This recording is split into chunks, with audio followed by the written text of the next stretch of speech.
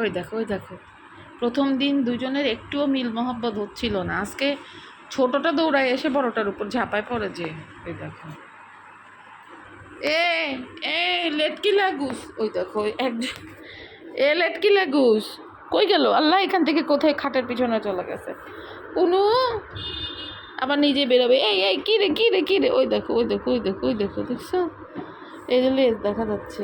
উকলা হোমা, আমার বেটা হোমা, এটা কি চেঙ্গিলাল, এটা কি বাঘুলাল নাকি বাঘুলাল, এ পুনুলাল।